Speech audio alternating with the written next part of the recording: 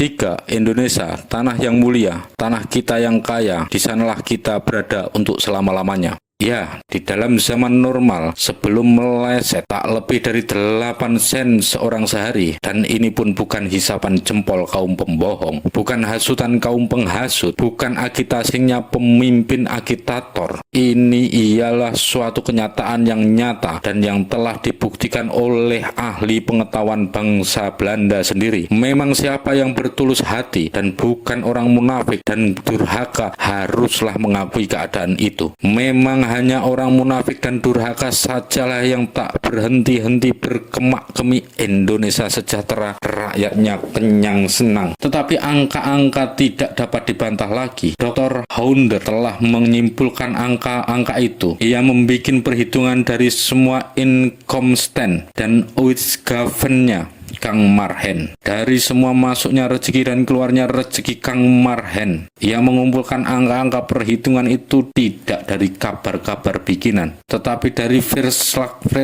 resmi. Ia berdiri seobjektif-objektifnya. Ia sama tengah, tidak menyebelah ke sana, tidak menyebelah ke sini. Ia oleh karenanya harus dipercaya oleh tiap-tiap orang yang mau bertulus hati. Ia membagi pendapatan Kang Marhen itu dalam 3 bagian. Pendapatan dari padinya, pendapatan dari palawijanya, pendapatan dari perkuliannya. Bila mana Marhen tengah Fritz, dan bagaimanakah menurut Dr. Wender? Rupanya Kang Marhen punya makan jalan. Bagaimanakah pendapatan-pendapatannya itu masing-masingnya? Lihatlah daftar di bawah ini. Ia mendapat padi seharga 103. Ia mendapat palawija seharga 30. Ia mendapat hasil perkuliahan sejumlah 25. Ia das mendapatkan hasil total jenderal 158. 158 rupiah Hindia Belanda di dalam zaman sebelum meleset, dan ini pun pendapatan kotor. Sebab dari kekayaan 158 rupiah itu Kang Marhen masih harus membayar ia punya pengeluaran, membayar ia punya land rente, membayar ia punya pajak kepala, membayar ia punya inland fair funding, membayar ia punya pajak lain-lain. Dari kekayaan 158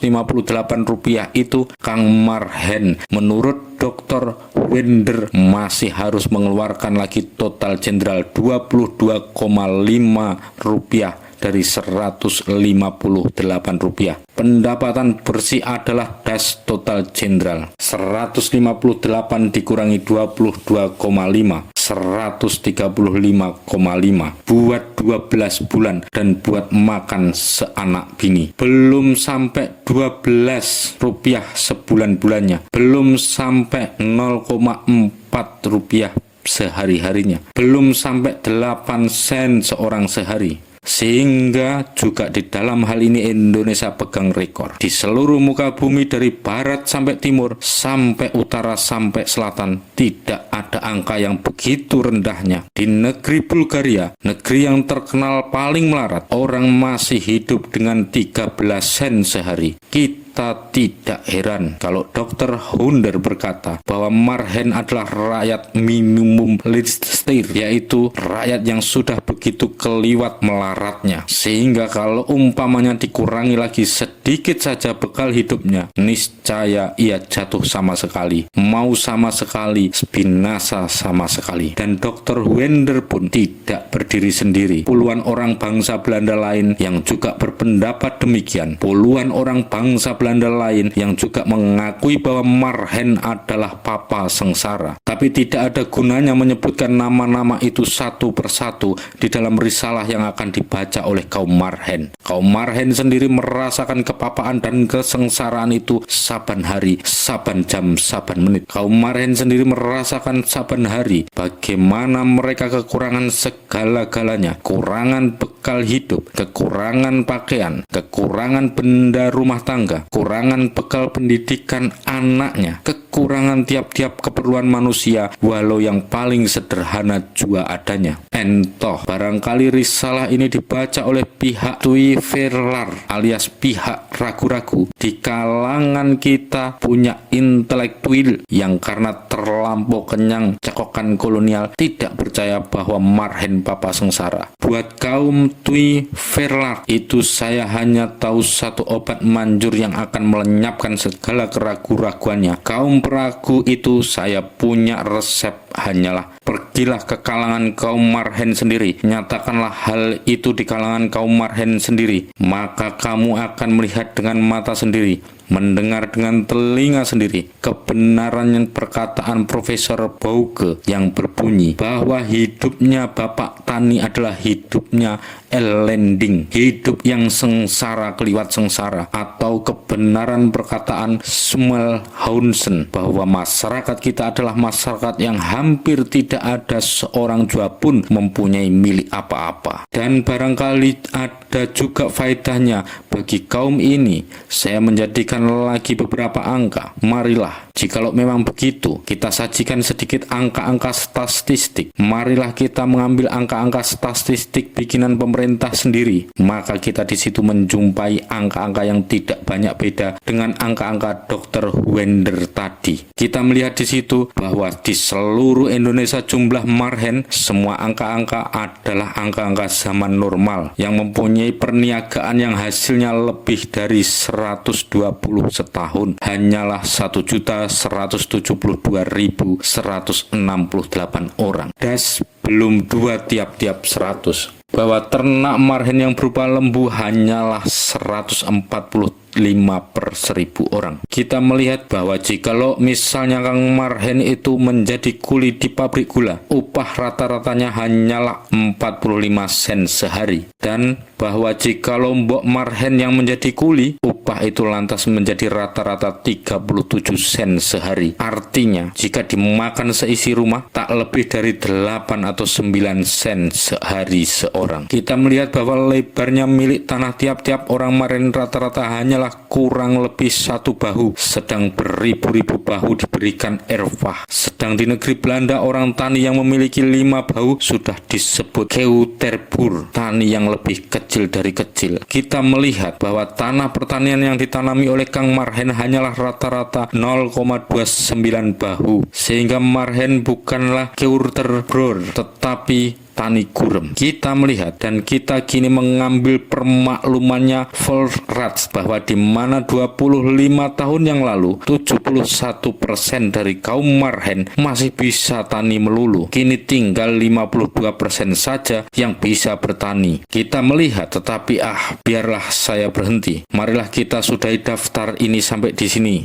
Marilah kita lebih baik membuka surat-surat kabar dan saban hari kita mengumpulkan beberapa sail megatruh yang menarik hati, yang melakukan betapa hidupnya Kang marhen yang di dalam zaman normal sudah sekarang makan besok tidak itu. Di dalam zaman meleset sekarang ini menjadi lebih-lebih ngeri lagi, lebih-lebih memutuskan nyawa lagi, lebih-lebih megap-megap lagi. Darmo Kondo 11 Juli 1932. Di kampung Pagelaran Sukabumi ada hidup satu suami istri bernama Muso dan Unah. Dengan ia punya anak lelaki yang ke-1 berumur 5 tahun, yang kedua 3 tahun, dan yang ketiga baru 1 tahun. Itu famili ada sangat melarat dan sudah beberapa bulan ia cuma hidup saja dengan daun-daunan dalam hutan yang ia makan buat gantinya nasi. Lama-kelamaan itu suami istri merasa yang ia tidak bisa hidup selama-lamanya dengan cuma makan itu macam makanan saja. Buat sambung ia punya jiwa serta anak-anaknya itu, suami istri telah dapatkan satu pikiran, yaitu jual saja anaknya pada siapa yang mau beli. Perca Selatan 7 Mei 1932. Penggadian penuh sebab tidak ada yang menebus, semua menggadai. Sekarang gadian kurang, ini barang aneh sebab mestinya naik. Bagi saya tidak aneh. Ini tandanya barang-barang yang akan digadaikan sudah habis. Tandanya miskin dan habis-habisan. Di desa orang-orang 2 hari sekali makan nasi, selainnya makan ubi, tales, singkong, jantung pisang, sudah sebagai sapi. Aksi 14 November 1931 di Desa Banaran dekat Tulung Agung kemarin dulu orang sudah jadi rebut lantaran ada orang gantung diri. Duduknya perkara begini, sudah lama ia, seanak bininya merasa sengsara sekali, malahan anaknya yang masih kecil sekali sering diemiskan nasi pada orang sedesa itu. Saben hari ia cari kerja, berangkat pagi pulang sore tapi sia-sia. Tidak ada orang yang butuh kuli. Kemarin dulu ia tidak bepergian, cuma duduk termenung di rumah saja. Rupa-rupanya sudah putus asa dan bingung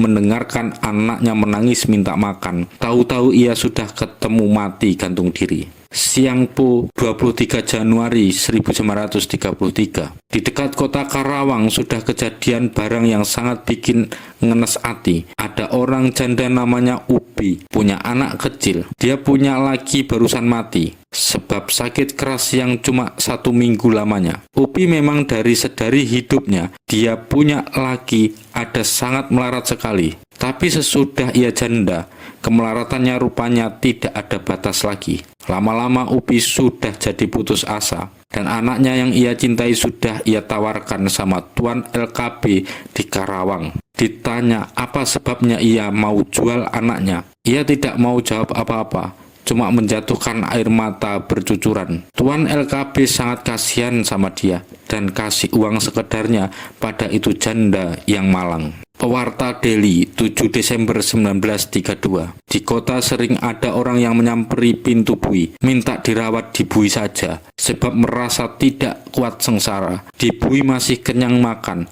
sedang di luar belum tentu sekali sehari. Sinpo 27 Maret 1933. Mencuri ayam sebab lapar, dihukum juga 9 bulan. Malah sehebat yang mengamuk di mana-mana telah bikin sengsara dan kelaparan penduduk desa Tronggong Kebajuran. Penduduk di situ rata-rata sudah tidak bisa dapatkan uang dan banyak yang kelaparan karena tidak punya duit beli makanan. Salah satu orang nama Pungut juga alamkan kesukaran yang hebat. Ia punya bini dan 2 anak, sedang penghasilannya sama sekali telah kepepet berhubung dengan zaman susah. Sementara ia punya beras dan makanan sudah habis. Apa boleh buat, saking tidak bisa tahan sengsara karena 2 hari tidak punya beras. Pada satu malam ia bongkar kandang ayam dari tetangganya bernama Jaya. Dari ia timpa 2 ekor ayam. Itu binatang kemudian ia jual di pasar buat 3 picis. Dan dari uang itu ia beli beras 15 sen. Belakangan Pungut ditangkap dan dibui. Pada tanggal 25 Maret, ia mesti menghadap kepada Lenrat di Mr. Cornelis. Dan Pungut aku saja betul telah curi 2 ekor ayam, sebab 2 hari tidak makan. Lenrat anggap ia terang sajalah ambil ayamnya lain orang, dan Pungut dihukum 9 bulan. Anak bininya menangis di luar ruangan Lenrap.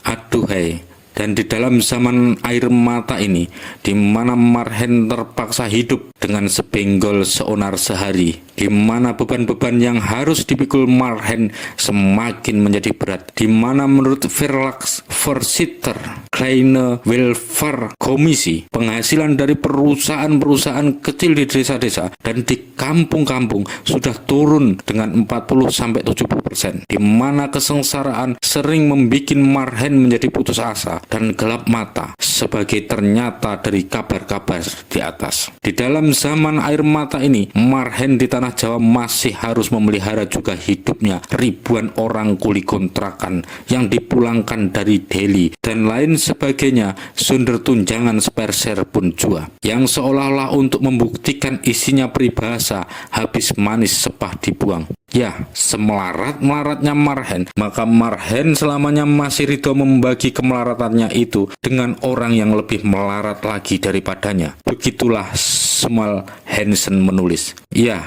imperialisme mengetahui ketinggian budi Marhen itu. Kuli-kuli yang ia lepas tidak usah diambil pusing. Toh nanti mereka dapat makan juga dari kawan-kawannya di desa-desa dan di kampung-kampung. Sedang kaum first class, bangsa asing di sini, mendapat tunjangan. Sedang kaum first class di hampir tiap-tiap negeri yang sopan mendapat penyambung nyawa. Sedang kaum first class di negeri Belanda mendapatkan wage carrying 2 rupiah sehari. Sedang Kang Marhen, walaupun umpamanya ia tidak first class, walaupun ia membanting tulang dan mandi keringat di atas ladangnya dari subuh sampai maghrib, harus tahan nyawanya dengan sebenggol sehari. Aduhai, kemanakah Marhen harus menyimpan nyawanya yang penuh dengan keteduhan itu, yang penuh dengan ratap dan penuh dengan tangis, penuh dengan kemalangan dan penuh dengan kesedihan, penuh dengan sakit dan penuh dengan lapar dalam zaman normal, bila mana kaum imperialisme berpesta